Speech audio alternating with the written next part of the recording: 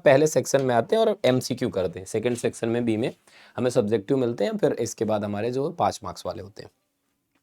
तो बेटा देखो बात बहुत सिंपल है, अगर आपको चीज़ें यहाँ पे समझ में आ रही हैं अच्छे से तो कमेंट वमेंट भी तुम लोग कर दिया करो यार, कमेंट करते ही नहीं हो। ठीक है, स्टार्ट करते बेटा। विच of the following is the unit of magnetic field.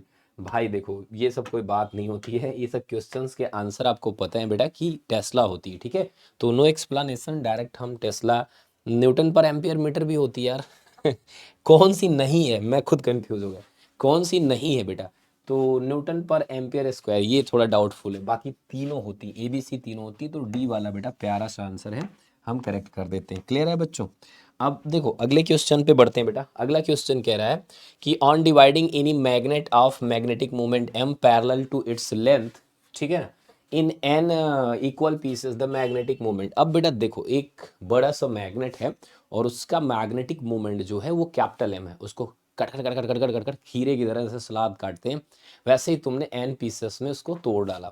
तो ऐसे केस में बेटा एक पार्ट का जो मैग्नेटिक डायपोल मोमेंट हो जाएगा वो एम बाई एन हो जाएगा। ठीक है बेटा, तो M by n right answer हो जाएगा, यहाँ पे हम ऑप्शन ए को करेक्ट कर देंगे। ठीक है बेटा, नेक्स्ट क्वेश्चन पर चलते हैं। नेक्स्ट क्वेश्चन क्या कह रहा है बेटा, विच of the following shows hysteresis. देखो हिस्टेरेसिस स्टील, सॉफ्ट आयरन और ये सब शो करते हैं ना बेटा, तो ये सारे मटेरियल फेरोमैग्नेटिक होते हैं, डाया पैरा की औकात नहीं होती इसमें। तो बच्चों इसको फेरोमैग्नेटिक मटेरियल करेक्ट करोगे आप, फटाफट फटाफट बोल बोल बोल बेटा। अगले को करोगे, the value of magnetic potential at a distance r from a pole strength m. तो ये कितनी हो जाएगी बेटा, देखो जैसे आप उसमें 1/4πε0 Q/R लिखते थे electric potential due to a point charge, similarly बेटा आप लिखोगे μ0/4πm/r। So option A correct हो जाएगा। ये बड़े प्यारे प्यारे नवीनतम क्वेश्चन है, नए नए क्वेश्चन है बेटा, जिनकी पॉसिबिलिटी कि आपके एग्जाम में पूछे जाए। ठीक है बेटा, अगला क्वेश्चन कह रहा है कि what value of alternating current measured by hot wire एनोमोमीटर।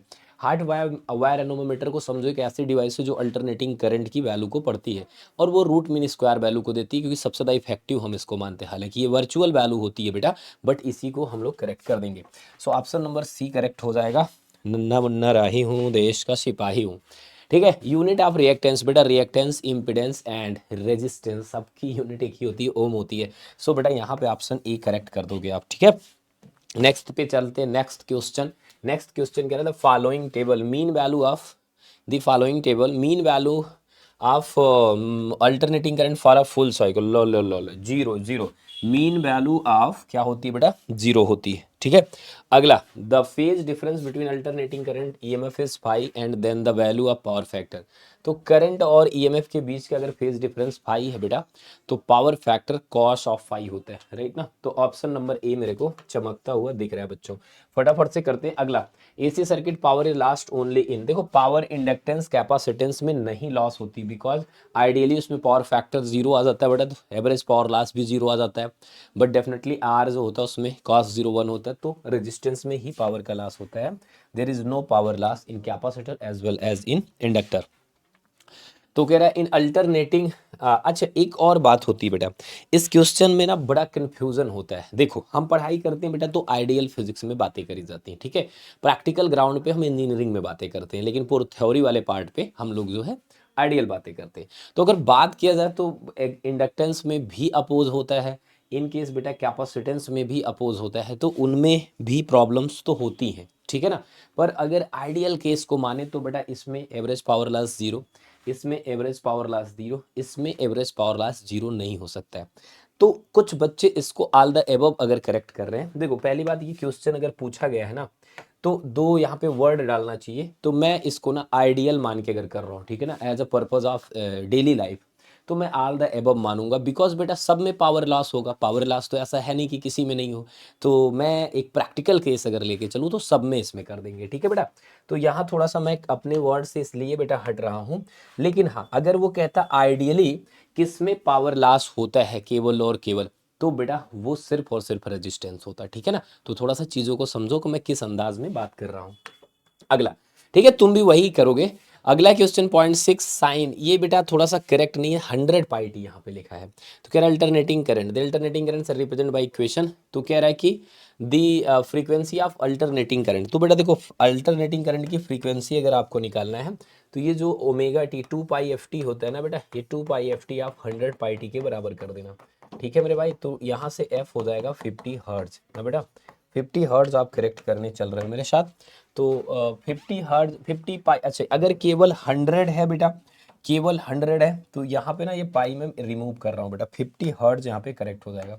तो ऑप्शन बी में करेक्ट कर दे रहा हूँ। देखो क्वेश्चन में मैंने सुधार कर दिया बेटा, आप भी इस तरह से करेक्ट कर लेना। अगला, two sources of monochromatic light is coherent when there. तो बेटा दो सोर्स हमारे लाइट के कोहेरेंट कहलाते हैं जब क्या हो, intensities are equal, amplitudes are equal, phases are equal, none of this. तो दोस्तों ऐसा तब हम मानते कोहेरेंट होते जब उनके फेज इक्वल हो ना बेटा। एम्पलीट्यूड इक्वल है चाहिए तो पर नियरली इक्वल है वो भी चलता है, पर यहाँ पे जो फेज है ना बेटा वो इक्वल रहे तो बेटर है। या विद रिस्पेक्ट टू टाइम जो फेज यहाँ पे है, मतलब ये देखो phase are equal, phase equal होना जरूरी नहीं है, फेज डिफरेंस इक्वल होना जरूरी है, मतलब फेज डिफरेंस कांस्टेंट होना जरूरी है। तो अगर आइडियल केस में एकदम परफेक्ट बात करें तो यहाँ पे ऑप्शन बी जो है करेक्ट है, ठीक है ना। लेकिन मतलब बी को हम डिनाई नहीं कर सकते, तो सर एक आंसर बताइए ना। तो देखो फेज अगर इक्वल है तो हम उनको क्या मानते हैं बेटा कि वो कोहेरेंट सोर्स ऑफ लाइट है, ठीक है ना। तो यहाँ पे मैं ऑप्शन सी को करेक्ट कर दे रहा हूँ। क्लियर है बच्चों। अगला क्वेश्चन क्या है दोस्तों, डी ब्रॉगली वेवलेंथ लैम्डा अपान जो होता है बेटा क्या एच अपान एम वी होता है, तो यहाँ पे ऑप्शन बी करेक्ट हो जाएगा, इसमें कोई बात ही नहीं करनी है। अगला क्वेश्चन है बेटा कैथोड रेज, वो बेटा इलेक्ट्रॉन्स होती हैं, ठीक ना, ग्रुप ऑफ इलेक्ट्रॉन्स कह दो या इलेक्ट्रॉन कह दो वही होती हैं। अगला है बेटा यहाँ पे if logic gate Y is obtained by product of its input then gate is. तो बेटा ए एंड बी अगर लगा हुआ है बेटा तो वो एंड गेट हुआ करते हैं ना। कौन सा गेट हुआ करता है बेटा, एंड गेट हुआ करता है। नेक्स्ट क्वेश्चन है बेटा यहाँ पे the width of forbidden energy gap in semiconductor. तो बेटा वो आती है ऑलमोस्ट 1 इलेक्ट्रॉन वोल्ट, 10 और 100 बहुत ज़्यादा हो जाएंगे बेटा। Width of forbidden energy gap ना बेटा इन सेमीकंडक्टर इज अप्रॉक्सीमेटली। तो फॉरबिडन की बेटा जो आती विड्थ 1 के आसपास आप यहाँ पे ले सकते हो। क्लियर है बच्चों।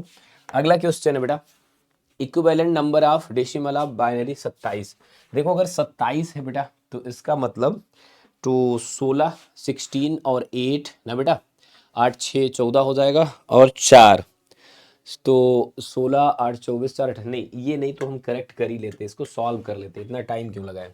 27 को ऐसे आप लिखना बेटा, और 27 को लिखने के बाद ऐसे जैसे एलसीएम लेते थे पहले, 2 से करोगे 13 टाइम 1 बचेगा, 2 से करोगे बेटा तो ये जाएगा 6 टाइम, और यहाँ पे फिर 1 बचेगा बेटा, 2 से करोगे 3 टाइम, ठीक है बेटा, तो यहाँ 0 बचेगा, 2 से करोगे बेटा 1 टाइम फिर 1 बचेगा, तो 11011 11011 11011 ऑप्शन डी मेरे को सही दिख रहा है बेटा ना, 11011 इधर से पढ़ते बेटा, ऐसे पढ़ते हैं, तो ये ऑप्शन डी हमारा क्या हो जाएगा बेटा, करेक्ट हो जाएगा। नेक्स्ट क्वेश्चन है बेटा इन फुल वेव रेक्टिफायर अगर इनपुट फ्रीक्वेंसी 50 है तो आउटपुट जस्ट डबल कर देते, लेकिन हाफ में सेम रहती है। अगर ये हाफ वेव रेक्टिफायर कह रहा होता बेटा तो डेफिनेटली मैं यहाँ पे 50 करेक्ट करता, पर चूंकि फुल वेव रेक्टिफायर देन मैं करेक्ट कर रहा हूँ बेटा 100 हर्ट्ज, ठीक है। तो यहाँ पे ऑप्शन सी हमारा क्या हो जाएगा बच्चों, बच्चों करेक्ट हो जाएगा।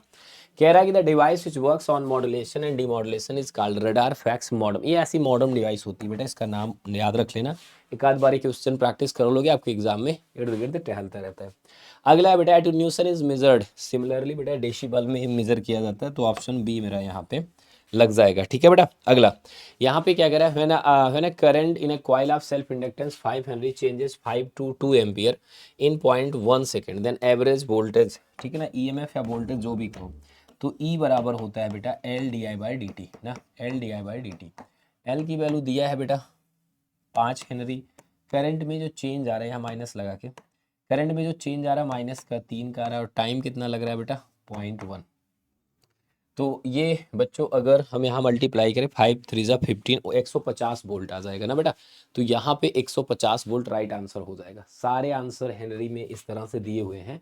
5 हेनरी का है बेटा, ठीक है, करंट 5 से 2 हो रही तो 3 5 3 15 हो गया, बटे में 0.1, तो 150 हो जाएगा बेटा। इसे मैं थोड़ा करेक्ट करके आंसर आपको देता हूँ, ठीक है बेटा। तो ये 150 बोल्ट कर लेना। और देखो कहीं पे अगर करेक्शन है करने में उसको दिक्कत नहीं, मैं तो एक्सेप्ट कर रहा हूँ ना चीज़ों को, तो आप भी बेटा ऐसे ही करो। बाद में कमेंट करते हो सर वहाँ पे ऐसे बबल में ये दिया है वो दिया, आप अपने सामने रियल प्रैक्टिस देखा करो बेटा, समझ रहे हो। अच्छा सर करंट में चेंज कैसे माइनस का, बाद में 2 हो गई पहले 5 थी, तो कितने का चेंज आया, माइनस का 3 का चेंज आया, -3 का वो चेंज आया, और ये L 5 ही है तो 5 3 जा 15, ये माइनस का साइन लगा क्योंकि फार्मूले में ही रहता है बेटा वो, ठीक है जी। अगला, the concept of secondary wavelet was given by, तो सेकेंडरी वेवलेट का कॉन्सेप्ट किसने दिया, हाइगेंस ने दिया। तो यहाँ पे ऑप्शन बी करेक्ट हो जाएगा। इतनी छोटी सी बात तो आती ही होगी आपको। अगला है बेटा the photo electric effect, the photo electric current is independent of, वो फ्रीक्वेंसी पे डिपेंड नहीं करती बेटा।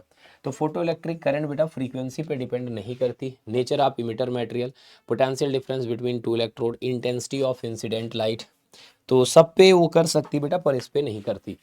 The visible spectrum which colour has larger wavelength, तो बेटा विजिबल स्पेक्ट्रम में सबका बाप रेड होता है, ठीक है ना, वेवलेंथ के मामले में। फ्रीक्वेंसी के मामले में वायलेट होता है बेटा, ठीक है। अगला कह रहा है कि the nucleus of an atom is made up of, nucleon मतलब प्रोटॉन एंड न्यूट्रॉन, तो बेटा ऑप्शन डी मेरे को करेक्ट दिख रहा है, ठीक है बच्चों।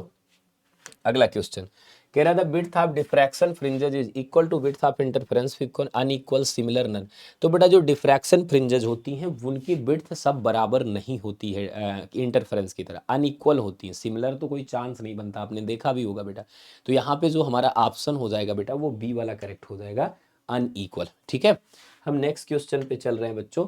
यहाँ कह रहा है 1 लाइट ईयर, तो बेटा 1 लाइट ईयर का मतलब होगा लाइट साल भर में कितना चलती है। लाइट को ऑन करके छोड़ दो, 1 साल में जितना टहले उसी को कहते हैं लाइट ईयर। ये 9.46 × 10⁻15 मीटर होता है। डाटा बेस्ड क्वेश्चन है, आप एक बार लर्न करने की इसको कोशिश करो, ठीक है बेटा। अगर तुम्हारा बहुत मन है कि हम निकालेंगे तो स्पीड ऑफ लाइट इंटू 365 दिन में जितना सेकेंड होता है मल्टीप्लाई कर देना, 30 मार्क। हाँ अगला, वान डे ग्राफ जनरेटर एक ऐसी स्टैटिक डिवाइस जो हाई वोल्टेज क्रिएट करने के काम में आती है, तो बड़ा ये ऑप्शन बी हो जाएगा। करंट का यहाँ पे कोई लेना देना नहीं होता है, ठीक है बेटा। आ जाओ अगले क्वेश्चन पे चलते हैं बेटा। अगला क्वेश्चन कह रहा है दी एसआई यूनिट ऑफ परमिटिविटी, तो बेटा परमिटिविटी की जो एसआई यूनिट होती है वो क्या होती है, वो होती है कूलाम स्क्वायर बटे न्यूटन मीटर स्क्वायर या फेरेड मीटर इनवर्स। तो यहाँ पे देख के देखो, कूलाम स्क्वायर बटे में न्यूटन मीटर स्क्वायर, तो कौन सा सही लग रहा है, कूलाम स्क्वायर बटे में न्यूटन मीटर स्क्वायर, तो ऑप्शन डी करेक्ट दिख रहा है ना बेटा। ऑप्शन डी यहाँ पे उससे मैचअप कर रहा है। अगले क्वेश्चन पे चल रहे हैं बेटा। अगला कह रहा है कि in the net charge on a charge capacitor, तो एक प्लेट पे प्लस चार्ज एक पे माइनस नेट चार्ज, तो 0 होता है। तो ऑप्शन 0 कौन सा है बेटा, ऑप्शन नंबर ए यहाँ पे करेक्ट हो जाएगा।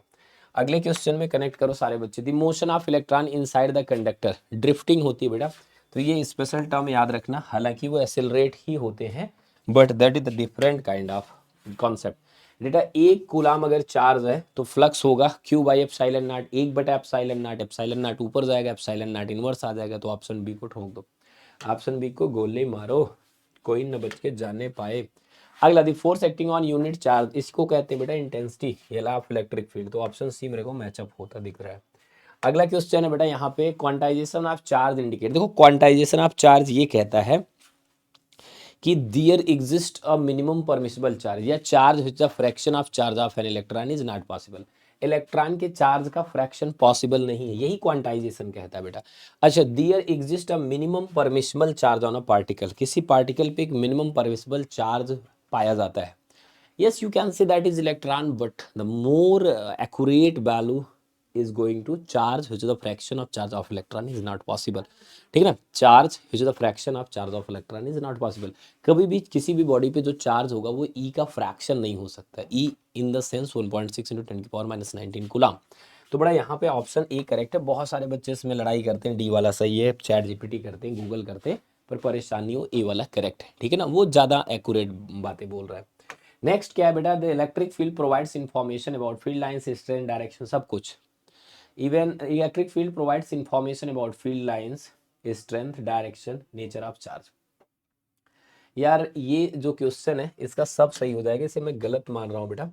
और अगर मैं यहाँ पे आल लगा देता हूँ बेटा, ठीक है ना, यहाँ पे मैं आल लगा देता हूँ बच्चों, तो आल वाला करेक्ट कर देना अब, ठीक है ना भाई मेरे। तो देखो करेक्शन करके सुधार लो बेटा, आल हो जाएगा ना, डायरेक्शन भी बताता, सब कुछ बताता। The radius of curvature of each surface of a biconvex lens 20 centimetre, तो इसकी फोकल लेंथ भी 20 सेंटीमीटर आती है। ये क्वेश्चन मैं 5वीं बार नहीं 3री बार तो एटलीस्ट सॉल्व भी कर रहा हूँ, तो यहाँ पे 20 सेंटीमीटर आ जाएगा ना बेटा। अगला यहाँ कह रहा है कि the function of moderator in nuclear reactor, जो मॉडरेटर होते हैं बेटा उनका काम होता है न्यूट्रॉन की स्पीड को कम करना, ठीक है ना। तो slow the speed of neutron, तो ऑप्शन ए हो जाएगा। कंट्रोल रॉड्स होती है बेटा, कंट्रोल रॉड्स कैडियम या बोरान की बनाई जाती हैं, तो वो पूरा का पूरा एब्जॉर्ब कर लेती हैं, जबकि हैवी वाटर जो होता है और ग्रेफाइट जो होता है, ठीक है ना। कुछ वर्ड्स इनको याद कर लो। अरे मम्मी, अगर कैडमियम या बोरान की बात की जाए तो ये वो कैडमियम और बोरान की जो रॉड होती हैं ये कहलाती है कंट्रोलर। क्या कहलाती है बेटा? कंट्रोलर ना। और यहाँ पे बेटा ग्रेफाइट ना, ग्रेफाइट, ठीक है बेटा। और D2O नाम सुना है, हैवी वाटर जिसे बोलते हो, ये बेटा कहलाते हैं, ये जो मॉडरेटर कहलाते हैं। क्या कहलाते हैं? मॉडरेटर। तो मॉडरेटर का काम क्या होता है बेटा? स्लो डाउन करते हैं स्पीड ऑफ न्यूट्रॉन्स को। तो यहाँ पे slow the speed of neutron correct कर दिया मैंने। अगला यहाँ पे कह रहा है बेटा कि the three capacitors of capacitor minimum और मैक्सिमम, 2 और 18 आ जाएगा, आपको पता है बेटा। तो 2 18 हमारा ऑप्शन नंबर सी करेक्ट है, ठीक है ना। ये क्वेश्चन हम लोग पहले भी कर चुके हैं। अगला क्वेश्चन है बेटा, the self inductance of a coil, the current through it is 5 henry बेटा, और increasing with the rate of 5 ampere per second, self induced EMF. कह रहा था current through it is increasing by rate of the induce self induced EMF in the choke coil. तो E बराबर बेटा होता है LdI/dt। E बराबर LdI/dt ना बेटा। di/dt की वैल्यू दिया है, L की वैल्यू भी दिया 5, di/dt दिया है बेटा यहाँ पे 2, तो 5 दूनी 10 हो जाएगा। 10 बेटा, अब माइनस का आएगा बच्चों, यहाँ पे माइनस साइन होता है तो माइनस वाला करेक्ट करोगे, ठीक है। आप कौन सा करेक्ट करोगे बेटा? -10 वाला करेक्ट करोगे। परेशान मत होना, क्योंकि यहाँ पे ये इंक्रीज हो रहा है ना, इंक्रीजिंग कह रहा है ना, हाँ तो माइनस आ जाएगा। अगला बेटा, when the distance between source of light and screen is increase then the fringe width. तो बेटा अगर डिस्टेंस बढ़ा दोगे ना, क्या कह रहा है कि distance between source of light and screen is increase then fringe width decrease करेगी ना। अगर डिस्टेंस को बढ़ा दोगे, बीच की डिस्टेंस को अगर आप बढ़ा देते हो, सोर्स यहाँ पे कह रहा है कि when the distance between the source of light and screen, तो देखो फ्रिंज विड्थ का फार्मूला क्या होता है बेटा? फ्रिंज विड्थ का फार्मूला होता है बच्चों डी लैम्डा बटे में स्मॉल डी ना। अब यहाँ पे कह रहा है कि बेटा when the distance between source of light and screen is increased, तो यहाँ पे ना ये डी को बढ़ाने की बात कर रहा है, क्लियर है। तो यहाँ पे अगर डी को बढ़ाने की बात कर रहा है बेटा, तो ऑब्वियसली फ्रिंज विड्थ क्या कर जाएगी? इंक्रीज कर जाएगी। क्वेश्चन पूछने का तरीका कैजुअल है। अगला, यहाँ पे unit of radioactivity curie joule mu, तो बेटा क्यूरी होती है, यहाँ पे ऑप्शन बी करेक्ट हो जाएगा। या डिसइंटीग्रेशन पर सेकेंड होती है, या फिर रदरफोर्ड होती है, ये सब होती है, ठीक है ना। आगे कह रहा था dispersive power of prism depends, material पे डिपेंड करती है बेटा। मटेरियल जैसा कुछ है, nature of material of prism, option B correct हो जाएगा, ठीक है मेरे भाई। थोड़ा चाय की व्यवस्था करना भाई। अगला है बच्चों, light is show the transverse wave nature it shows polarisation. Transverse polarisation से बेटा ये बात निकल के आई सामने, तो ये पोलराइजेशन, पोलराइजेशन पहली बात बताता है कि लाइट वेव जो है ट्रांसवर्स वेव, कैसी वेव है बेटा? Transverse wave. एक बार कमेंट में सारे बच्चे लिख के बताएंगे कैसी वेव है बेटा? ट्रांसवर्स वेव है, ठीक है। चलो अगला क्वेश्चन हमारे सामने बेटा, the ratio of electric force and gravitational force, ठीक ना, acting between two charge body, acting between two charge body. अगर दो चार्ज बॉडी के बीच इलेक्ट्रिक और यहाँ पे ग्रेविटेशनल फोर्स लगा, उनका आर्डर 10 की पावर 42 43 होता है, तो 40 इलेक्ट्रॉन के केस में लिया जाता है इसको स्टैंडर्ड। तो यहाँ पे 42 वाला करेक्ट करोगे, ठीक है भाई। प्रोटॉन प्रोटॉन की बात होती तो 36 36 पे आके आंकड़ा रुकता है, ठीक है। अगला है बच्चों, charge Q placed at the centre on the line joining two charges Q. तो बेटा ये बहुत आउटडेटेड क्वेश्चन, -q/4 इसका आंसर सही हो जाता है, ऑप्शन नंबर बी करेक्ट है, ठीक है भाई। समझ रहे हो। अगला क्वेश्चन क्या है बेटा? अगला क्वेश्चन है विच of the following physical quantities vector. तो इलेक्ट्रिक फील्ड की इंटेंसिटी वेक्टर होती है, बाकी सब स्केलर होती है, ठीक है बच्चों। अगला क्वेश्चन कह रहा है दो यहाँ पे वेव हैं जिनके एम्पलीट्यूड 4 और 3 दिए हुए हैं। कह रहा है कि यहाँ पे मैक्सिमम वैल्यू ऑफ एम्पलीट्यूड, तो 3 का स्क्वायर प्लस 4 का स्क्वायर, क्योंकि आपको पता है इनके बीच फेज डिफरेंस जो आ रहा है, फाई की वैल्यू 90 है, साइन और कास में फेज डिफरेंस 90 का बनता है। तो ऐसे में बेटा क्या हो जाएगा? थोड़ा 4 आना है, यहाँ पे हो जाएगा बेटा 5 आ जाएगा ना। यहाँ पे क्या आ जाएगा भाई? 5 आ जाएगा, ठीक है ना। क्या आ जाएगा बेटा? 5 आ जाएगा। अगला क्वेश्चन कह रहा है बेटा कि एक कॉन्वेक्स लेंस है 40 सेंटीमीटर का, और कॉनकेव लेंस फोकल लेंथ है -2.5 डायोप्टर का, combination in contact power of their combination. तो देखो पावर का कॉम्बिनेशन डायरेक्ट ऐड कर लेते हैं, इसकी पावर निकाल लेना बेटा। इसकी पावर जब निकालोगे तो 100 में 40 का भाग दे दोगे, 100 में 40 का भाग दे दोगे तो 50 में 20 का भाग दे दो, निकालोगे तो ये 2.5 आ जाएगा ना बेटा। और कॉनकेव है बेटा तो यहाँ पे माइनस लगा देना, तो -2.5 और ये वाला माइनस का 2.5, तो बेटा ये आ जाएगा -5D ना। -5D राइट आंसर हो जाएगा बेटा। और ऑप्शन में -5D अगर नहीं है तो हम एक बिल्ड कर लेते हैं बेटा। -5D वाला बिल्ड करना पड़ेगा ना मेरे भाई, -5D वाला एक बिल्ड करना पड़ेगा। अच्छा क्वेश्चन है ये, अच्छा क्वेश्चन है बेटा ये, -5D, ठीक है ना। तो यहाँ पे ऑप्शन ए हम करेक्ट करने चल रहे हैं भाई, ऑप्शन ए हो जाएगा, ठीक है बेटा। ये बात पकड़ पा रहे हो कि अच्छा सर आपने यहाँ माइनस क्यों किया, 50 बटा तो 20, ठीक है सर 2.5 हो जाएगा, मान लिया आपकी बात, माइनस क्यों किया, क्योंकि कॉनकेव है और दूसरे वाले का तो वो बोल भी रहा है कि -0.25 डायोप्टर है, ठीक है बच्चों। अब देखो अगला क्वेश्चन है बेटा, अगला क्वेश्चन है क्या बच्चों, वेव ऑफ UHF जो फ्रीक्वेंसी आर ट्रांसमिटेड बाई, तो बेटा ये स्पेस वेव होती है। कौन सी वेव होती है बेटा, स्पेस वेव होती है, ठीक है। अगला है बेटा 964 आइडेंटिकल ड्रॉप्स ना, 64 आइडेंटिकल ड्रॉप, यार बहुत बदतमीज है क्या, 64 आइडेंटिकल ड्रॉप्स हैं बेटा और इनको कंबाइन किया गया है 5 के हिसाब से, तो ये 20 आता है। क्वेश्चन लगभग मैं 10 बार सॉल्व करा चुका हूँ, ऑप्शन नंबर डी करेक्ट हो जाएगा। एक्चुअली आप क्यूब रूट ले लेना 64 का, ऐसे क्वेश्चन में कुछ नहीं होता है, उसका क्यूब रूट ले लो 4 आ जाएगा, और जो कैपेसिटेंस है बेटा उसका मल्टीप्लाई कर दो। कैपेसिटेंस दिया है देखो ये 5 ना, 5 दिया है बेटा, तो 5 और 4 का मल्टीप्लाई करोगे तो 20 आ जाएगा। अगला, the distance between the two charges is increased then the electrostatic potential energy of charges. अगर डिस्टेंस बढ़ाओगे तो एनर्जी घट भी सकती है, बढ़ भी सकती है, डिपेंड करता है कि प्लस प्लस वाले, माइनस माइनस वाले, प्लस माइनस वाले। तो मे इंक्रीज मे डिक्रीज राइट आंसर हो जाता है बेटा। बहुत सारे बच्चे इस क्वेश्चन का आंसर गलत करके आते हैं, ठीक है। चलो अब बेटा यहाँ पे क्या है, spherical mirror immerse in water, it's focal length will be, बेटा स्फेरिकल मिरर को अगर वाटर में इमर्स कर देते हो तो इसकी फोकल लेंथ क्या हो जाएगी। ऑब्वियसली बेटा जो स्फेरिकल मिरर है उसकी सेम ही रहेगी, उसमें कोई चेंज नहीं होगा, सी है बेटा, ठीक है ना। इसका क्या आ जाएगा आंसर, सी आ जाएगा।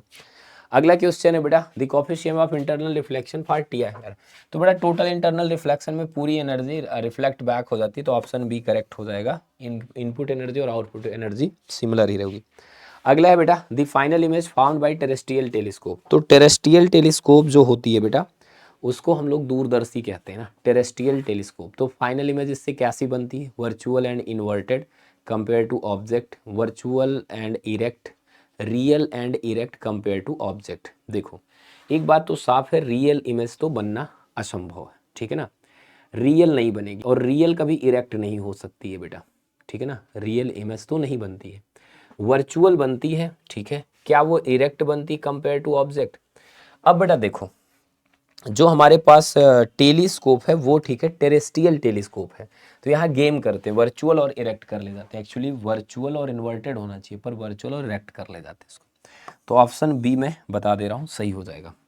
अब अगला क्वेश्चन क्या है बेटा, यहाँ पे the critical angle for TIR, ठीक है ना, मीडियम इज sin 30, तो कह रहा है कि वेलोसिटी। देखो बेटा पहले तो आप n निकालना सीखो, n बराबर होता है 1/sin IC ना बेटा, sin IC, तो 1/sin 30 हो जाएगा, sin 30 1/2 तो ये 2 हो जाएगा, और जो v होता है वो c/n होता है, तो ये c/2 हो जाएगा।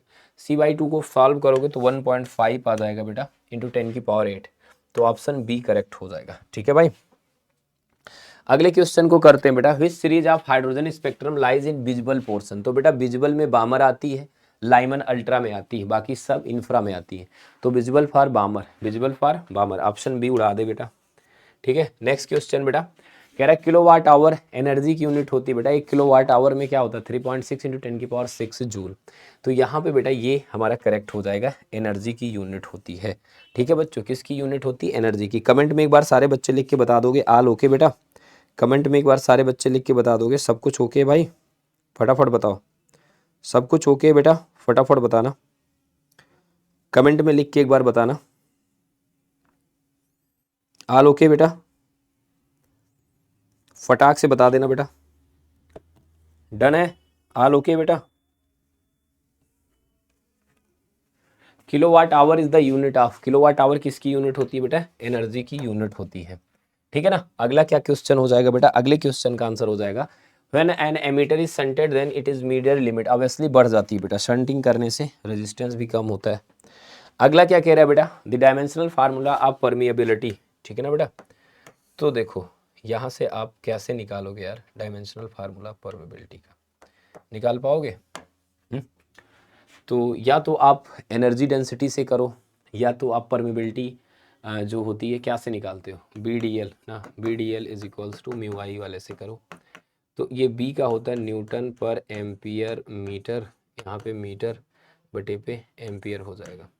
तो न्यूटन पर एम्पियर का स्क्वायर, न्यूटन पर एम्पियर मतलब इसमें पावर -2 चली जाएगी, ठीक है बेटा। तो उसको ट्रिक से करोगे बेटा तो यहाँ पे पावर में -2 आ जाएगा ए के, तो यहाँ पे ऑप्शन ए क्या हो जाएगा, करेक्ट हो जाएगा। नेक्स्ट क्वेश्चन क्या है बेटा, the number of turns is increased in any moving coil galvanometer it's sensitivity. तो बेटा number of turns is increased in a moving coil galvanometer, moving coil galvanometer में अगर नंबर ऑफ टर्न बढ़ जाए बेटा तो इसकी सेंसिटिविटी क्या हो जाएगी, ठीक है। मूविंग कॉइल गैल्वेनोमीटर में अगर नंबर ऑफ टर्न बढ़ जाए तो बेटा देखो आई बराबर होता है, आई बराबर क्या होता है बेटा, आई बराबर होता है सी बटे में n A B into five, ठीक है बेटा। जो 5/I होता है बेटा, 5/I मतलब N A B by C, N A B by C को बोलते हैं करंट सेंसिटिविटी, मैं उसी को टर्म में लेके चल रहा हूँ। तो नंबर ऑफ टर्न बढ़ाने पे सेंसिटिविटी बढ़ जाती है, 5/I सेंसिटिविटी होती है एंड ये बढ़ जाती है एन के बढ़ाने पे। तो ऑप्शन बेटा यहाँ पे क्या हो जाएगा, ए करेक्ट हो जाएगा। ऑप्शन कौन सा करेक्ट हो जाएगा भाई, ए, ठीक है। अगला क्वेश्चन बेटा, the unit of current density ampere per square metre होती है बेटा, ठीक है ना। ऑप्शन नंबर सी क्या हो जाएगा, करेक्ट हो जाएगा। क्वेश्चन अगला बेटा, direction of magnetic field inside a current carrying solenoid. तो बेटा ये सर्कुलर होती है, पैरेलल टू एक्सिस होती है, परपेंडिकुलर टू एक्सिस होती है। Direction of magnetic field inside a current, ये बेटा पैरेलल टू एक्सिस होती है, ऑप्शन नंबर बी करेक्ट हो जाएगा, ठीक है। और ये अगला क्वेश्चन जो है बेटा, the relation between drift velocity v of electron in conductor, V conduction potential difference, V between ends of conductor then proportional to V। देखो बेटा जो आपकी VD होती है ना वो होती है बेटा EV बटे में ML इंटू टाउ एवरेज। तो बेटा VD कहीं ना कहीं वोल्टेज के प्रोपोर्शनल होती है, ठीक है बेटा। तो ये वोल्टेज की क्या होती है बेटा, प्रोपोर्शनल होती है, किसके होती है, प्रोपोर्शनल होती है V के। तो यहाँ पे ऑप्शन ए करेक्ट हो जाएगा, ठीक है भाई। अगला क्वेश्चन है बेटा, the graph between voltage of voltage graph, कह रहा देखो क्वेश्चन पढ़ो, the graph V of a conductor and current I is a straight line, ठीक है भाई। वी और आई का ग्राफ कह रहा है कि बेटा which makes an angle theta with Y axis. तो देखो यहाँ पे ना बेटा आप वोल्टेज करते हो और यहाँ पे करंट करते हो, और यहाँ पे कह रहा वाई एक्सिस से थीटा एंगल बनाता है। तो प्यारे बच्चों एक चीज़ और, यहाँ मैं थोड़ा गड़बड़ कर बैठा, वोल्टेज आप इस वाले एक्सिस पे दिखाओ, वाई वाले पे, ये वोल्टेज है, ये रूल होता है, ये ज़रा ये बेटा थीटा बनता है। तो एक्चुअली बेटा यहाँ से हम निकालते हैं स्लोप, तो ये 90 माइनस थीटा होगा, ठीक है ना। तो कह रहा दी रेजिस्टेंस ऑफ कंडक्टर, रेजिस्टेंस हो जाता है बेटा 10, ठीक है ना, थीटा नहीं लिखते यहाँ से 90 माइनस थीटा लेते हैं, ये वाला एंगल लेते हैं।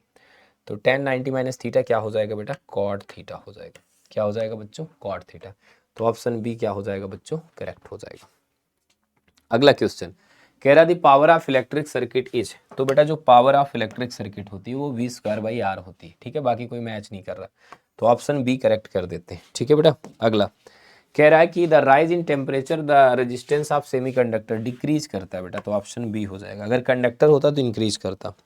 अगला कह रहा है बेटा कि which of the following relation is correct, rho resistivity L length of conductor A cross sectional area, तो rho L by A, option A correct हो जाएगा, ठीक है, ऑप्शन ए करेक्ट हो जाएगा। यहाँ पे बेटा अगला दिए SI unit of electric current, तो बेटा ऑब्वियसली क्या होती है, ऑप्शन सी एम्पियर होती है, बहुत आसान है। अगला कह रहा है बेटा the uniform electric field electric potential क्या करता है, in a uniform electric field electric potential, uniform electric field में क्या होता है बेटा, remains constant, decreases linearly, increases exponentially, change uniformly. तो देखो बेटा अगर इलेक्ट्रिक फील्ड यूनिफॉर्म है ना, तो देखो यहाँ पे ई कांस्टेंट, ई बराबर क्या होता है -dV/dr ना। अगर ई जीरो है बेटा, मतलब I am so sorry, E constant ना बेटा, तो इसका मतलब क्या हो गया बेटा, ध्यान से यहाँ पे देखना पड़ेगा। ई डी आर बराबर क्या हो जाएगा बेटा, माइनस का dV हो जाएगा, ठीक है। कह रहा है कि यूनिफॉर्म इलेक्ट्रिक फील्ड, ई की वैल्यू चेंज नहीं हो रही, मतलब ये लाइन चेंज हो रही है, तो पोटेंशियल लीनियरली हमारा क्या होगा बेटा, डिक्रीज करेगा ना बेटा। तो ये जो है बेटा डिक्रीजेज लीनियरली, ये लीनियरली डिक्रीज करेगा। क्लियर है बच्चों, लीनियरली क्या करेगा, डिक्रीज करेगा, या लीनियरली डिक्रीज लिख सकते हो आप। यहाँ पे देखो बहुत सारी बातें आप कर सकते हो मैथ लगा के। मैथ लगा के मेन बात क्या करोगे, ओ मम्मी देखो, आप एक काम करोगे, D V by D R कैसे निकालोगे, D V is equals to लिखोगे माइनस ई डी आर ना बेटा। तो अगर मैं इसे V2 माइनस V1 लिख रहा हूँ तो मैं इसे लिखूंगा माइनस ई R2 माइनस R1 ना बेटा। अब ये डिक्रीज करेगा, ठीक है ना, क्या करेगा, डिक्रीज करेगा। और ये जो डिक्रीज करेगा बेटा वो यूनिफॉर्मली डिक्रीज करेगा, समझ रहे हो, यूनिफॉर्मली डिक्रीज करेगा। तो बेटा यहाँ पे हमें लिखना पड़ेगा, कौन सा ऑप्शन करेक्ट कर देंगे बेटा, सी वाला। ये सब अच्छे क्वेश्चंस हैं बेटा। अगला क्वेश्चन क्या है बेटा, the resistance of a conductor, conductor का रेजिस्टेंस क्या होता है। तो कंडक्टर का resistance directly proportional to its area, गलत बात।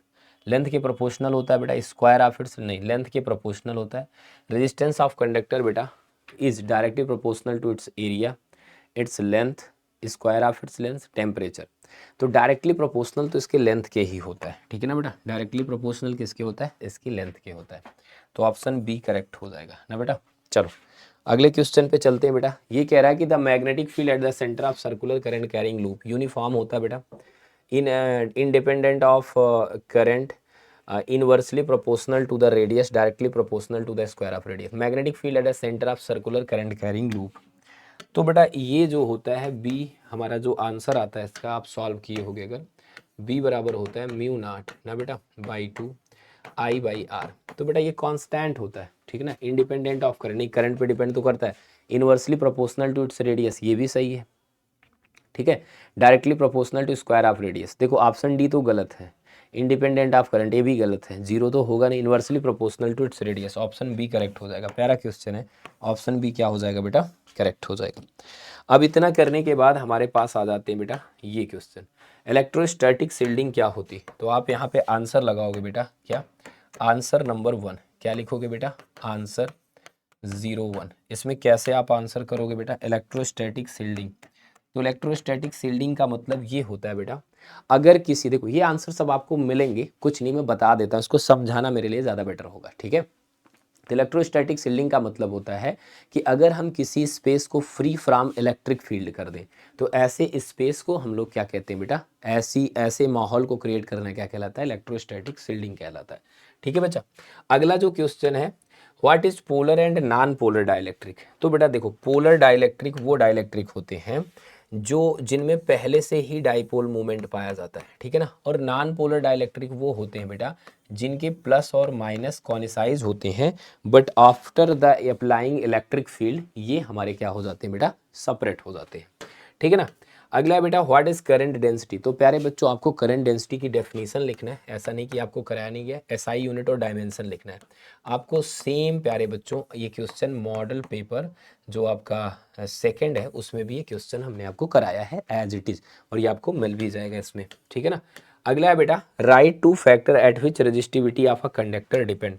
तो बेटा किसी कंडक्टर की जो रजिस्टिविटी होती है ना बेटा, वो किस पे डिपेंड करती है, ये रो की बात कर रहा है, रो को रजिस्टिविटी कहते हैं। ये दो चीज़ों पे डिपेंड करती है बच्चों, किन पे डिपेंड करती है, कमेंट में लिख के बताओगे सारे लोग। ये एक तो बेटा डिपेंड करती है मटेरियल पे, किस पे बेटा, मटेरियल पे, और दूसरा ये डिपेंड करती है बेटा टेम्परेचर पे। ये बातें आपको याद रखने योग्य जो है, याद रखना है। नेक्स्ट क्वेश्चन क्या है बेटा, एक्सप्लेन द नैंड गेट। प्यारे बच्चों सेम ये हमने आपको कराया नैंड गेट, ठीक है ना, पिछले वाले मॉडल पेपर में। नेक्स्ट क्वेश्चन है बेटा right Lenz law of electromagnetic induction. तो इसकी आपको लिखना है बेटा डेफिनेशन। ये क्या कहता है, डायरेक्शन ऑफ इंड्यूस्ड करंट ना बेटा, direction of induced current, clear है बच्चों, डायरेक्शन ऑफ इंड्यूस्ड करंट, ठीक ना, current is by such that way, is by such that way, right ना बेटा, is by such that way, ठीक ना, is by such that way it always opposes, clear है बच्चों, it always opposes, it always opposes, ठीक है ना बेटा, ये हमेशा अपोज करती, ऑलवेज अपोजेस दी, किसका अपोज करती है बेटा, always opposes the change of flux बेटा, चेंज ऑफ फ्लक्स, ठीक है ना, फ्लक्स थ्रू अ लूप ना बेटा, ये हमेशा लूप में चेंज का फ्लक्स का अपोज करती है, ठीक है बेटा। तो ये होता है हमारा Lenz law based on conservation of energy, right to application of ultra violet waves. तो बेटा अल्ट्रा वायलेट जो वेव होती हैं इनसे बेटा हम रिवील करते हैं फोर्ज डॉक्यूमेंट, ठीक है ना बेटा। To reveal forge document, to reveal मतलब जानते हो, रिवील मतलब होता है पर्दाफाश करना। टू रिवील फोर्ज डॉक्यूमेंट ना बेटा, फोर्ज्ड डॉक्यूमेंट। एंड प्यारे बच्चों यहाँ पे इसका दूसरा भी काम होता है बेटा, दूसरा क्या काम होता है इसका, टू रिवील फोर्ज डॉक्यूमेंट, इसका काम होता है बेटा फोर्ज डॉक्यूमेंट को रिवील करने में। और इसका काम होता है बेटा फूड स्टफिंग में, या आप समझ लो कि बैक्टीरिया को किल करने में, ठीक है ना। वाटर को एक तरह से मतलब बैक्टीरिया किलर होती है बेटा ये एक तरीके से, ठीक है ना बेटा, क्या होती है, बैक्टीरिया किलर, ठीक है ना, बैक्टीरिया किलर, ठीक है ना बेटा, बैक्टीरिया किलर ऑफ वाटर भी हम इसे कहते हैं ना। वाटर को प्यूरिफाई करने में भी कुछ हद तक इसका सहारा ले सकते हो, ठीक है बेटा। अगला क्वेश्चन है power of to lenses 12D और ये है बेटा। तो यहाँ पे हमें क्या करना है, kept in contact what is the focal length of combination. तो पहले पावर लिख लेना बेटा, P1 प्लस P2 से निकाल लेना। देखो न्यूमेरिकल का एक ही रूल होता है, सॉल्व कर लो। 12 प्लस माइनस का 2 तो ये हो जाएगा प्लस का 10D। अब बेटा आपको फोकल लेंथ 100 बटे में P कर देना है ना बेटा। तो ये सेंटीमीटर में आ जाएगा बेटा 10 सेंटीमीटर, ठीक है ना। अगला क्वेश्चन है बेटा आपका, what is the importance of radial magnetic field in moving coil galvanometer, ठीक है बेटा। तो यहाँ पे आप आंसर लिखोगे एज ठीक है ना, एज टॉर्क ऑन लूप ना बेटा, torque on loop is tau is equals to NIAB sine theta ना बेटा, ठीक है। फॉर इन रेडियल लूप ना बेटा, इन रेडियल फील्ड ना बेटा, in radial field theta is equals to 90, तो टार्क विल बी मैक्सिमम,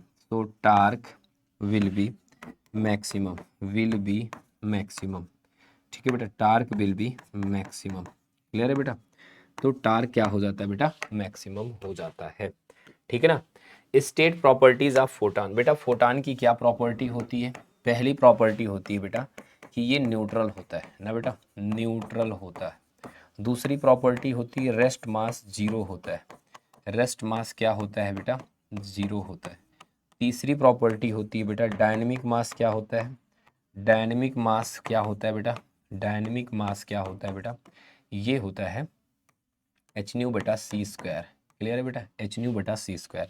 अब स्टेट प्रॉपर्टी चौथा, ठीक है ना बेटा, जो फोटान होता है बेटा उसकी एनर्जी फ्रीक्वेंसी पे डिपेंड करती है, तो इसकी एनर्जी जो होती है बेटा वो एच न्यू होती है। इतनी प्रॉपर्टीज आई थिंक कॉफ़ी है, कॉफ़ी पी लो कॉफ़ी।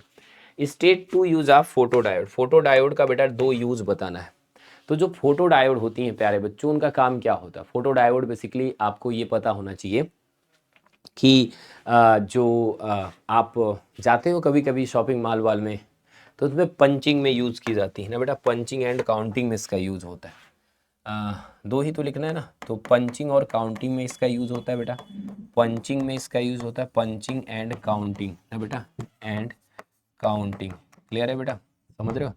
अच्छा दूसरा, ठीक है ना, और ये इलेक्ट्रॉनिक सर्किट में भी यूज़ किया जाता है, इलेक्ट्रॉनिक सर्किट में भी ये यूज़ की जाती है ना बेटा, समझ रहे हो।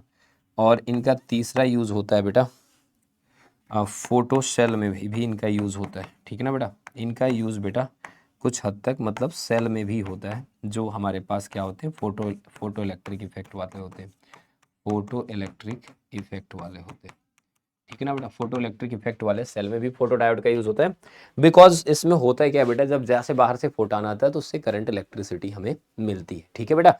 तो ये इनके यूज़ हो गए, दो यूज़ लिखना था, हो गया आपका। अगला बेटा what is the binding energy per nucleon, तो बेटा बाइंडिंग एनर्जी पर न्यूक्लियन जो होती है आप लिखोगे बाइंडिंग एनर्जी पर न्यूक्लियन किसके बराबर होती है बेटा, ठीक है ना। बाइंडिंग एनर्जी पर न्यूक्लियन किसके बराबर होती है, बाइंडिंग एनर्जी पर न्यूक्लियन ना बेटा, पर न्यूक्लियन बराबर होता है बेटा, किसके बराबर होती है, ये होती है ये ZMP, ठीक है ना बेटा, प्लस E माइनस जेड, ठीक है ना, E माइनस जेड MN ना बेटा, minus M into N, clear है बेटा, इंटू सी का स्क्वायर और डिवाइडेड बाई यहाँ पे हो जाता है बेटा ए, ये बाइंडिंग एनर्जी पर न्यूक्लियन होती है। अगला बेटा, write the limitation of amplitude modulation, right the limitation of amplitude modulation. देखो एम्पलीट्यूड मॉड्यूलेशन से मैं जो इसकी लिमिटेशन है बेटा, ये क्या क्या करता है, तो देखो पहली प्रॉब्लम इसमें आती है कि एम्पलीट्यूड अगर आपने मॉड्यूलेशन कर दिया बेटा तो इसमें नॉइज़ बहुत ज़्यादा होता है, ठीक है ना, एक्सेस नॉइज़ इसमें हमें देखने को मिलता है, ठीक है ना बेटा, एक्सेस नॉइज़, ठीक है ना बेटा, इसमें नॉइज़ ज़्यादा होता है। दूसरा, सिग्नल इंटेंसिटी इंक्रीज हो जाती है ना बेटा, सिग्नल इंटेंसिटी जो होती है बेटा, सिग्नल इंटेंसिटी हाई हो जाती है अपने आप से, कोई बहुत अच्छी बात नहीं है हाई हो जाना, ठीक है ना बेटा। और यहाँ पे बेटा इनको कैरी करना क्या होता है, ठीक है ना, थोड़ा डिफ़िकल्ट होता है, ठीक है ना बेटा, डिफ़िकल्ट, डिफ़िकल्ट, ठीक है ना, डिफ़िकल्ट, ठीक है, डिफ़िकल्ट, ठीक है, टू कैरी, इनको कैरी करना भी थोड़ा डिफ़िकल्ट होता है, समझ रहे हो। अगला क्वेश्चन है बेटा, write the difference between N type and P type. इसको मैंने लिखवाया आपको, पी टाइप में आपके ज़्यादा से ज़्यादा होते हैं, ये पी टाइप इधर डालोगे बेटा, ठीक है ना, और एन टाइप इधर डालोगे बेटा, ठीक है। अब देखो पी टाइप में जो ज़्यादा होते हैं बेटा वो होल होते हैं, और जो कम, और एन टाइप में जो ज़्यादा होते हैं वो इलेक्ट्रॉन होते हैं। इसमें इलेक्ट्रॉन जो होते हैं ज़्यादा होते हैं, होल कम होते हैं। इसमें बेटा होल ज़्यादा होते हैं, इलेक्ट्रॉन कम होते हैं। इसमें नाइट्रोजन, सॉरी, इसमें ट्राई वैलेंट इम्प्योरिटी मिलाते हैं, क्या मिलाते हैं बेटा, ट्राई वैलेंट इम्प्योरिटी मिलाते हैं, ट्राई वैलेंट इम्प्योरिटी मिलाते हैं, इम्प्योरिटी मिलाते हैं। इसमें पेंटा वैलेंट इम्प्योरिटी मिलाते हैं, पेंटा वैलेंट इम्प्योरिटी मिलाते हैं, इम्प्योरिटी मिलाई जाती है, ठीक है बेटा। Next question, what are band and base band, ठीक है ना, बेसिक है बेटा 15, डिफाइन इलेक्ट्रिक इंटेंसिटी, ये सारी चीज़ें आपको उसमें मिल जाएंगी। अब आ जाओ लॉन्ग में आते हैं बेटा, स्टेट एंड प्रूव गास थ्योरम ऑफ इलेक्ट्रोस्टैटिक्स। तो प्यारे दोस्तों देखो ये इंपॉर्टेंट क्वेश्चन है डेफिनेटली बेटा। तो गास थ्योरम क्या कहती है, ये आंसर नंबर हम आ चुके हैं बेटा किसमें, आंसर नंबर जो हमारा है बेटा वो है 21, ठीक है ना। यहाँ पे बेटा हम लोगों को क्या करना है, गॉस थ्योरम, ठीक है ना, हेडिंग लगाएंगे सारे बच्चे, गॉस थ्योरम ना बेटा। गॉस थ्योरम क्या कहती है बेटा, गॉस थ्योरम कहती है, पहले बहुत बेसिक से समझते हैं। ऐसे आप कुछ बना देना और यहाँ पे क्लोज सरफेस, अंदर एक चार्ज लिख देना बेटा Q, ठीक है ना। तो ये थ्योरम क्या कहती है बेटा, ठीक है ना, ये थ्योरम कहती है नेट इलेक्ट्रिक फ्लक्स ना बेटा, net electric flux, net electric flux, net electric flux ना बेटा through a closed surface, through ना बेटा mummy, through, through a closed surface ना बेटा, through a closed surface, clear है बच्चों, सरफेस इज 1/एप्सिलॉन टाइम्स ऑफ ना बेटा, 1/एप्सिलॉन टाइप्स ऑफ नेट चार्ज, ठीक है ना बच्चों, नेट चार्ज, ठीक है ना, net charge enclosed by the surface, enclosed by the surface, enclosed bye ना बेटा, इनक्लोज्ड बाय द सरफेस ना बेटा, enclosed by the surface, clear है बच्चों, इनक्लोज्ड बाय द सरफेस। अब अगला जो है वो क्या है बेटा, इसका प्रूफ देख लो बेटा। प्रूफ के लिए आपको कुछ नहीं करना बेटा, प्रूफ के लिए आपको क्या करना है मैं बताता हूँ। यहाँ पे आपको एक स्फेयर लेना बेटा, और स्फेयर के सेंटर पे ऐसे चार्ज लिखना है, सॉरी यार, सेंटर पे क्या लिखना बेटा, यहाँ पे सेंटर बनाना है, चार्ज करना है यहाँ पे, ठीक है बेटा। तो यहाँ पे एक एरिया बनाना बेटा, ठीक है ना, ये एरिया वेक्टर डी ए, और इसकी वजह से जो इलेक्ट्रिक फील्ड वेक्टर है बेटा वो दोनों सेम डायरेक्शन में होंगे, ठीक है बच्चों, वो किस में होंगे बेटा, सेम डायरेक्शन होंगे, ऐसे दिखा दोगे आप। अब आप क्या लिखोगे बेटा, as we know that, as we know that ना बेटा, नो दैट, ठीक है ना, एज वी नो दैट, ठीक है ना, flux through a close surface, flux through ना बेटा, फ्लक्स थ्रू, अच्छा इसकी रेडियस स्मॉल आर लेना, flux through a closed spherical surface, a closed spherical surface ना बेटा, स्फेरिकल सरफेस कितना होता है बेटा, उसी के लिए मैं प्रूफ कर रहा हूँ। ये होता है प्यारे बच्चों phi is equals to close integration E dot D A, और यहाँ पे होता है बेटा कॉस ऑफ थीटा ना, इन दोनों के बीच का एंगल 0। तो अगला लाइन क्या लिखोगे बेटा, फाई ई ना बेटा, फाई ई बराबर हो जाएगा closed E D A cos 0, E D A cos 0 ना बेटा। तो यहाँ पे बच्चों क्या हो जाएगा, जो फ्लक्स हो जाएगा बेटा वो हो जाएगा closed integration E dot D A ना बेटा। जो आपका यहाँ पे ना ई है वो तो कांस्टेंट ही है सरफेस पे, तो क्लोज इंटीग्रेशन डी ए। अब बेटा जो ई होता है उसकी वैल्यू क्या होती है, 1/4πε0 क्यू बटे में R square into closed integration D A ना बेटा। अब देखो यहाँ पे फ्लक्स बराबर हो जाएगा 1/4πε0 क्यू बटे में आर स्क्वायर, और ये हो जाएगा 4πr²। तो ये काट देना बेटा, ठीक है ना। यहाँ से एप्सिलॉन नॉट बच जाएगा ना बेटा, एप्सिलॉन नॉट बच जाएगा, ये बच जाएगा। तो फाइनली आपका जो आंसर आ जाएगा बेटा वो आ जाएगा क्यू बटे में एप्सिलॉन नॉट, ठीक है ना। तो ये आपने स्टेटमेंट दे दिया और इसको आपने प्रूफ कर दिया। मतलब यहाँ पे आपका स्टेटमेंट क्या था, क्यू बटे में एप्सिलॉन नॉट था, और इसको आपने क्या कर दिया बेटा, प्रूफ कर दिया, ठीक है। कह रहा बेटा find an expression for the capacitance of parallel plate capacitors when a dielectric slab of dielectric constant K and thickness T by 2 but the same area as the plate inserted between the capacitor plate। तो ये काफ़ी आसान है बेटा। अब यहाँ पे आपको सिर्फ और सिर्फ सॉल्व करना, तो लिखना, ठीक है ना। आप ऐसे लिख देना बेटा, ऐसे पैरेलल प्लेट कैपेसिटर बना देना, ठीक है। और पैरेलल प्लेट कैपेसिटर बनाने के बाद आप क्या करोगे, आपके पास कोई ऑप्शन अगर नहीं है तो आप क्या ही करोगे, आप बेटा एक स्लैब बना देना ऐसे, ठीक है बेटा, स्लैब बना देना।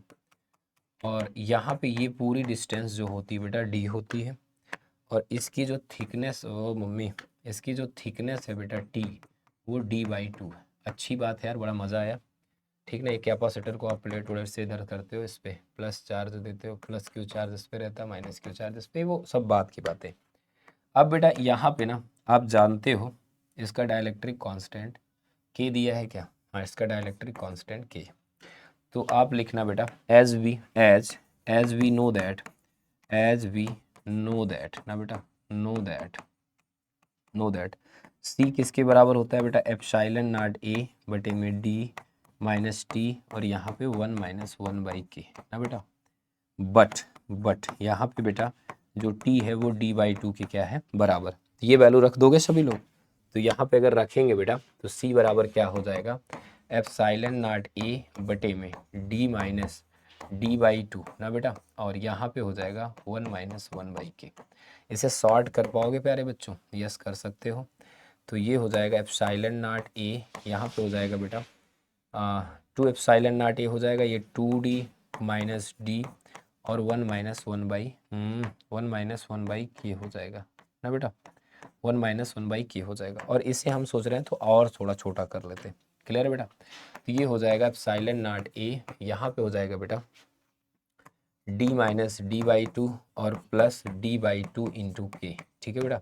तो ये d/2 हो जाएगा, तो c बराबर हो जाएगा बेटा एप्सिलॉन नॉट ए बटे में d/2 ये बचेगा, तो d/2 कॉमन लेना, 1 + 1/k हो जाएगा, ठीक है। 2 ऊपर चला जाएगा, 2 एप्सिलॉन नॉट ए बटे में d इंटू यहाँ पे हो जाएगा 1 + 1/k। इसको सॉल्व करोगे अगर बेटा तो ये हो जाएगा 2k एप्सिलॉन नॉट ए बटे में d k + 1। If you wanna do, ठीक है, आप कर सकते हो इस तरीके से, क्लियर बेटा। अगला है बेटा राइट बायो सेवर्ट, ठीक ना, use the derive expression for magnetic field due to a circular current carrying point along. देखो एक्सिस पे निकालना आपको मैग्नेटिक फील्ड। क्वेश्चन को पढ़ लो बेटा तब आप समझ पाओगे। क्वेश्चन पढ़ लिए, फटाफट से बताओ। अगर आपने क्वेश्चन पढ़ लिया बेटा तो आप इसके एक्सिस पे मैग्नेटिक फील्ड इजिली निकाल सकते हो। तो आ जाओ इसको करते हैं, और इसके बाद drive an expression for force. देखो हम इसको भी कर दे रहे हैं बेटा और इसको भी कर दे रहे हैं। तो यहाँ पे क्या करोगे, सबसे पहले आपके लिए ज़रूरी क्या है बेटा, यहाँ पे करंट कैरिंग सर्कुलर कॉइल का लेना। यहाँ पे आप एक करंट कैरिंग सर्कुलर कॉइल लोगे बेटा ऐसे, और ऐसे बना नहीं पाते हो तो कोई बात नहीं बेटा, बनाने की कोशिश कर सकते हो, ठीक है भाई मेरे। ऐसे आप ले लेना बेटा, थोड़ा सा यहाँ पे ऐसे तो करना पड़ेगा भाई, ठीक है। अब मैं इसको चहका देता हूँ, समझ रहे हो बेटा। तो इस तरीके से ये हो गया, क्लियर है बच्चों, चलो जी हो गया। अब बेटा यहाँ पे ना इसकी जो रेडियस है प्यारे बच्चों, इसकी जो रेडियस है उसे कितना लेना है, और मम्मी इसकी जो रेडियस है बेटा उसको r लेना है, क्लियर है बेटा। इसकी रेडियस जो लेना है वो r लेना है, ये रेडियस r हो गई। ये x डिस्टेंस पे हमें इस पॉइंट पे क्या निकालना है, मैग्नेटिक फील्ड निकालना है। ठीक है, तो थोड़ा सा मेरा ये जो लाइन है गड़बड़ा दे रहा है, पर परेशान होने की ज़रूरत नहीं। इसके लिए बेटा यहाँ पे हम छोटा सा एलिमेंट लेंगे। क्या लेंगे बच्चों, छोटा सा एलिमेंट लेंगे, और एलिमेंट पिंक कलर में लेते हैं जिससे कि आपको दिखाई दे। ये छोटा सा आपको एलिमेंट यहाँ पे दिखाई दे रहा होगा। इस एलिमेंट को बेटा यहाँ पे ज्वाइन करना भी हमारी रिस्पॉन्सिबिलिटी है। सो मैं इस एलिमेंट को यहाँ पे ज्वाइन कर दे रहा हूँ। ठीक है बेटा। अच्छा, इसमें जो करंट वरेंट है बेटा उसकी डायरेक्शन भी आपको शो ऑफ कर देता हूँ। ये करंट की डायरेक्शन कुछ ऐसे है इसमें।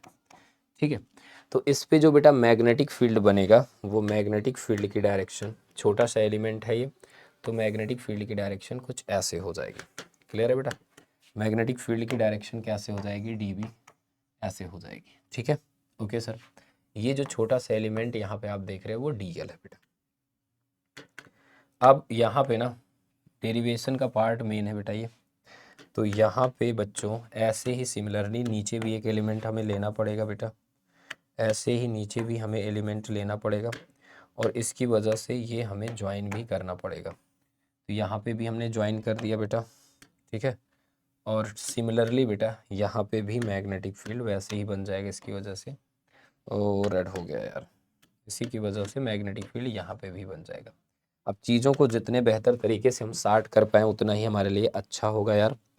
देखो यहाँ पे ना बेटा कैसे कैसे दिखाया जाता है, ये आर है ये एक्स है बेटा, तो ये R square plus X square हो जाएगा अंडर रूट में। ठीक है बेटा, और आपसे मैं ये कह रहा हूँ कि ये जो एंगल है बेटा इसे थीटा ले लोगे। तो यहाँ पे ना आपको जब एक्सिस मानोगे तो आपको बहुत फ़ायदा मिलेगा। क्या फ़ायदा मिलेगा, थीटा अगर ये है बेटा तो ये 90 माइनस थीटा, फिर ये थीटा हो जाएगा बेटा, तो यहाँ पे ना डी बी कॉस थीटा आ जाएगा। क्या आ जाएगा बेटा, डी बी कॉस थीटा, और इस साइड आ जाएगा बेटा डी बी साइन थीटा। ठीक है ना, D B sine theta side क्या आ जाएगा भाई, डी बी साइन थीटा आ जाएगा। ठीक है बेटा, D B sine theta. Similarly ऐसे ही बेटा इस साइड हमारा आ जाएगा डी बी कॉस थीटा। ठीक है बेटा, और इस साइड जो हमारा आ जाएगा मतलब इस वाले साइड वो फिर से आ जाएगा बेटा डी बी साइन थीटा। ठीक है ना, और ये फिर से डी बी हो जाएगा। ठीक है, तो ये बात अगर आपको समझ में आ गई, फिगर बना लिया है आपने प्रॉपर, तो आप सबसे पहले डी बी लिखोगे बेटा। जो डी बी होता है वो किसके बराबर होता है, म्यू 0 बटे में 4 पाई, ये हो जाता है बेटा आई डी एल साइन 90 होगा बेटा यहाँ पे। ठीक है ना, ये एलिमेंट इसके परपेंडिकुलर होगा, बटे में R square plus X square जो लिखा है अंडर रूट में इसका होल स्क्वायर। तो जो डी बी होता है बेटा वो बराबर होता है म्यू 0 बटे में 4 पाई, और ये हो जाएगा आई डी एल बटे में R square plus X square. Clear है बेटा। अच्छा, जो D B sine cos theta D B cos theta वाले एलिमेंट है वो कट जाएंगे, तो जो नेट जो मैग्नेटिक फील्ड होगा बेटा, नेट मैग्नेटिक फील्ड ना, वो बेटा हमारा हो जाएगा इंटीग्रेशन किसका, डी बी साइन थीटा का कि कॉस का, साइन थीटा का इंटीग्रेशन हो जाएगा ना बेटा, समझ रहे हो। और अगर कोई बच्चा यहाँ से साइन थीटा निकालने की कोशिश करता है तो साइन थीटा बराबर हो जाएगा आर बटे में R square plus X square. चलो ज़रूरत पड़ने पे अब रखेंगे बेटा यहाँ पे ना। तो देखो यहाँ पे बेटा जो हमारा नेट मैग्नेटिक फील्ड बन रहा है, तो जो बेटा हमारा नेट मैग्नेटिक फील्ड बन रहा है, नेट मैग्नेटिक फील्ड वो क्या बन रहा है, इंटीग्रेशन म्यू नॉट बाई 4 पाई। ठीक है बेटा, और यहाँ पे आई डी एल बटे में R square plus X square. ठीक है बेटा, और ये हो जाएगा यहाँ पे साइन ऑफ थीटा है ना बेटा, साइन थीटा की अब वैल्यू रख देंगे, तो ये बी नेट किसके बराबर हो जाएगा बेटा, सब कांस्टेंट है काट लो बाहर, म्यू 0 बटे में 4 पाई आई बटे में R square plus X square. ठीक है ना, ये तो बाहर ही हो जाएगा, और यहाँ पे बचेगा बेटा डी एल। ठीक है ना, और साइन थीटा है बेटा आर बटे में R square plus X square under root में, ये भी कांस्टेंट है बाहर ही हो जाएगा बेटा, तो नेट मैग्नेटिक फील्ड हो जाएगा बेटा म्यू नॉट बटे में 4 पाई। ठीक है ना, आई वो आर यहाँ पे आ गया बेटा, नीचे ये पावर 3/2 हो जाएगी, इसकी पावर क्या हो जाएगी बेटा 3/2, और डी एल ना बेटा यहाँ पे बचेगा डी एल। लास्ट लाइन बेटा, लास्ट लाइन क्या हो जाएगी बेटा, नेट मैग्नेटिक फील्ड जो होता है वो हो जाएगा म्यू 0 बटे में 4 पाई। ठीक है ना, आई आर बटे में R square plus X square whole की पावर 3/2 ना बेटा, और डीएल का इंटीग्रेशन हमारा हो जाएगा बेटा क्या, 2 पाई आर हो जाएगा। डीएल का इंटीग्रेशन साइड में लिख देना, इंटीग्रेशन ऑफ डीएल क्या हो जाएगा बेटा 2 पाई आर हो जाएगा। जिसे सॉल्व कर लेना बेटा, तो नेट मैग्नेटिक फील्ड आ जाएगा म्यू 0 बटे में 2 आई इंटू आर का स्क्वायर बटे में R square plus X square whole की पावर 3/2। ये प्रॉपर इसका हो गया डेरिवेशन। ठीक है बेटा, तो ये कंप्लीट अगर हो जाए तो बताना बेटा सारे बच्चे। ठीक है, अब अगला जो क्वेश्चन है बेटा, ये वायर वाला है और ये डेरिवेशन है। ठीक है बेटा, और एक हमारा फोटो इलेक्ट्रिक है। ठीक है बेटा, तो ये सारी चीज़ें आपको मिल जाएंगी दोस्तों। मैं उम्मीद करता हूँ कि सेशन आपको समझ में आएगा। अगर कोई भी डाउट हो बेटा तो कमेंट सेक्शन में एक बार लिख के बता देना। मैं मिलूंगा बेटा फिर नेक्स्ट सेशन में। Till then take care, bye bye, love you all.